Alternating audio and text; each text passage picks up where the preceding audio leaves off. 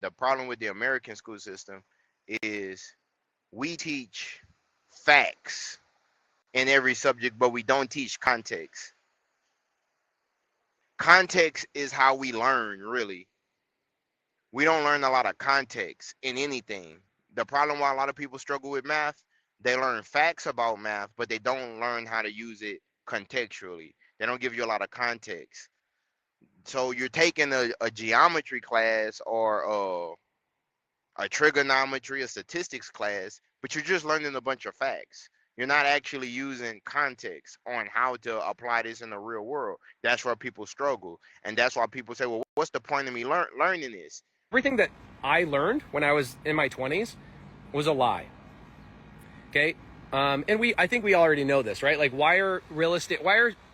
here's a good question. Why are schools not teaching you guys how to balance your checkbook? Why are they not teaching you how to balance or run a P&L? Why are they not teaching you how to do your taxes? Why are they not teaching you tax strategies? They don't teach you anything really that valuable in school anymore, right? Or they probably never have. It's a super archaic system. And so is it surprising that nobody taught you that you can buy properties, you can buy businesses? Hell, we just bought an airplane. We bought a Cessna the other day. Shout out to my partner on that deal. We just bought an airplane the other day, $0 down on an airplane. We're making $300 monthly payments on an airplane. You can do this on cars. You can do this on businesses. You can do this on apartment complexes. You can do this on the house that you live in. Literally do not need a bank. You never, ever, ever, ever need a bank on anything that you ever purchase.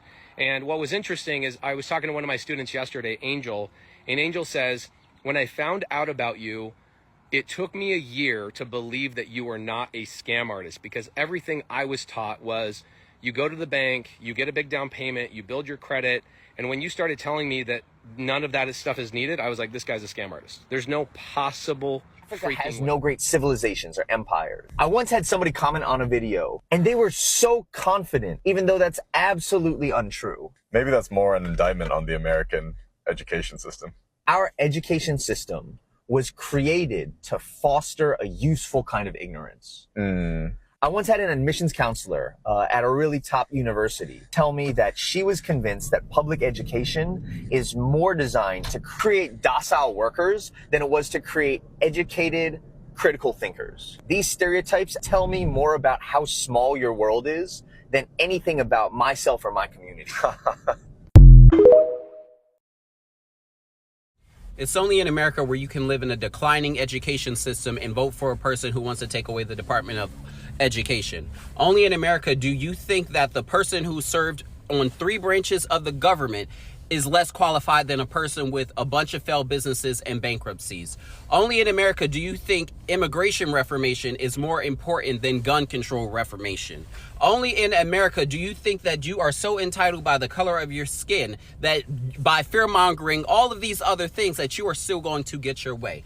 Only in America can you be as poor as a person, a homeless person on the street, and vote for a billionaire who gets tax breaks, who is on the verge of $1 trillion. Only in America can you be so stupid, vote against your own interests, and still complain about the outcomes. Only in America. I'm going to explain to you why this democracy this fake system that you created is not going to help you. To provide that. However, here in America, we're $37 trillion in debt. Yeah, you go in debt for trying to get an education in the United States. And some European country, like in Germany, for example, you are paying like 200 euros per semester in Germany to get a university degree. Motherfuckers in America spending like $30,000 or $70,000, to get like a master. Like this is absolutely. I never understood why so many Americans only speak English. Like it never once occurred to you. You never thought to learn another language. Like not even a little Spanish. What happened to all of those Spanish classes throughout middle and high school? I have been learning 3 languages for the past year and a half: Chinese, Korean, and Arabic. And even though learning 3 languages at the same time is a major pain in the ass, I still made significant progress. 안녕하세요. 저는 주란입니다. 미국 사람이에요. 그리고 23살이에요. 요리하고 운동을 좋아해요. 만나서 반가워요. 잘 지냈어요? 좋아요. 你吃饭了吗? 뭐? 我们出去饭吧. 对，你付钱吗? 까마샤. 열라. 뭐시에요? 5시 있어 보보네요. 카페에서 만나요. 괜찮아? 잘 지냈어요. Shukran. Alhamdulillah. 3 languages, just like that. I spoke a small conversation to prove the point. I am so glad I'm not one of those people who only knows one language. Couldn't be me, bro. There is a lot of wisdom and knowledge and education when it comes to learning multiple languages. I hope in about 3 or 4 years I am fluent in those languages like I am in English. And I'm studying every single day, bro. Like, I'm not skipping a beat. Plus, learning languages is so much fun, bro. Anyways, 안녕. 再见. This is painfully true. When you're teaching your child a language that in that culture is perceived as a predominantly white person language, you're going to get praised. People are going to be like, you're raising your children bilingual. This is amazing. They're going to be so smart. They're going to get better jobs later on. You're going to get so much praise. Maybe a few older people that genuinely grew up at a time period when the scientists at the time were teaching that teaching your child 2 languages would mess them up, right? That would confuse them. But generally speaking, like almost everybody will be super positive. There's been extensive research on bilingual children now, and we know that it is only positive. Teaching your child another language, whatever the language is, even if it's not spoken everywhere, only does positive things for them later on. But in the little town where I grew up, there were a lot of people that were of Mexican origin, and they spoke Spanish at home. And I remember hearing all the time from the adults around me when they would hear a parent speaking Spanish to their child in the store, like, oh, that kid's going to be so confused when he gets to school. He's going to have a hard time. He's never going to speak English properly. I personally had done my research, so I know that teaching my kids English and French was only going to be beneficial for them and make learning other languages easier in the future. But I was so surprised when these same people who had been like ragging on all of the Latin American families that were speaking Spanish to their kids came to me later and were like, oh my gosh, it is amazing that you're teaching your children French. That's such a great opportunity. I was like, what? And when I was in France, I would have people come up to me, like random strangers, and being like, wow, it's amazing that you're speaking English to your kids. That's going to be so great for them. These are just random people in the grocery store, right? But I also heard people go up to families in the grocery store that were speaking Arabic with their children and insult them, imply that they're going to make their children stupid if they don't only speak to them in French. Like, you're in France, you need to speak French now. And the real kicker for me was how well viewed it was to teach your children Spanish in France, because it's a white person language, because there's Spanish people that live just next door, neighboring countries, they're white people. So that's a great language. Your children are going to be like bilingual. That will be so helpful. Who in their right mind does not think it would help someone to get a job to speak Arabic? That would be so helpful. There is no reason to believe that teaching your children a language that in your country is predominantly spoken by white people is like some great blessing and amazing thing you're doing for your children. Whereas if they're speaking a language that's predominantly spoken by brown people, that, oh, they're damaging their children, not giving them a fair chance at life. It's just ridiculous. And I think a lot of people don't realize it until it's pointed out. The United States has the worst educational system known to science. Our graduates compete regularly at the level of third world countries. So how come the scientific establishment of the United States doesn't collapse?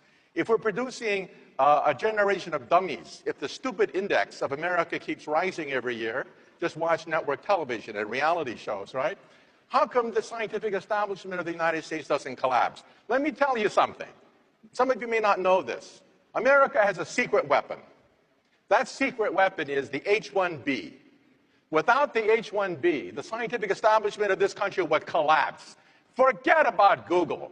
Forget about Silicon Valley. There would be no Silicon Valley without the H-1B. And you know what the H-1B is?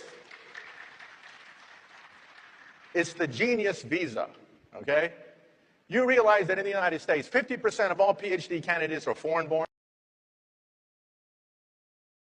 The schools are not even a safe environment to learn. Would you agree with that if I say, are the schools a safe environment for the students to learn? If you say yes, I would question you, well, why are there so many school pew-pews? I was watching the news the other day. I was watching Telemundo, and there was a school pew-pew. And I'm sitting there thinking to myself, how can How can the kids learn, and if they go to school, they might be attacked? That doesn't even make sense, guys. Like, this is what I'm talking about. The schools are not even the environment, a safe environment for them to learn. I think that what would help the students to be able to learn is our standard of living, our cost of living. All of that is corresponds with why students can't learn. A lot of Americans live in poverty. A lot of Americans live check to check. A lot of Americans can't afford certain things. The reason why I think that a lot of Americans struggle to learn uh, a second language is that I think that educationally, Americans struggle with a lot of different things: mathematics, science, higher learning, and so language falls in that group. I don't think that the universities, the public schools, or even the private schools are actually invested in teaching the American students what they need to know to fully operate in the world. And I think that that's my opinion. I'm not trying to disparage anyone by saying that. I'm an American. I grew up here. This is my opinion. I mean, think about this. A lot of Americans are still being taught the same way they were being taught in the 1950s or 40s. The curriculum hasn't changed. Many Americans struggle to learn a second language. Now, this is something that could be seen as controversial because we live in a generation where everything is controversial. Like, if you have an opinion, somebody might disagree with you. So, but I don't think that this is really controversial. I think this is pretty basic. This is par for course. The reason why I think a lot of people struggle to learn the second language in the United States. I did another video talking about this, but the number one reason is English is a language uh, that is spoken around the world. You know, the British successfully colonized a lot of different places around the world, hundreds of countries. A lot of Americans struggle to learn the second language because the way that we're taught in school is not really productive. Now, I've been on the journey of learning my second language, which I would say is Spanish. Now, I'm not that far removed from people speaking two languages in my family because I'm from Louisiana, and if I go back to my grandparents and great grandparents, they spoke a dialect called French Creole, and like similar to like what St. Lucians and people from African descent in the francophone world. Americans struggle to learn the second language because the way that we're taught in school is not really productive. Now, I've been on the journey of learning my second language, which I would say is Spanish. Now, I'm not that far removed from people speaking two languages in my family because I'm from Louisiana, and if I go back to my grandparents and great grandparents, they spoke a dialect called French Creole, and like similar to like what St. Lucians and people from African descent in the francophone world. Problem with the American school system is we teach facts in every subject, but we don't teach context. Context is how we learn, really. We don't learn a lot of context in anything. The problem why a lot of people struggle with math, they learn facts about math, but they don't learn how to use it contextually. They don't give you a lot of context. So you're taking a geometry class or a trigonometry, a statistics class, but you're just learning a bunch of facts. You're not actually using context on how to apply this in the real world. That's where people struggle. And that's why people say, well, what's the point of me learning this?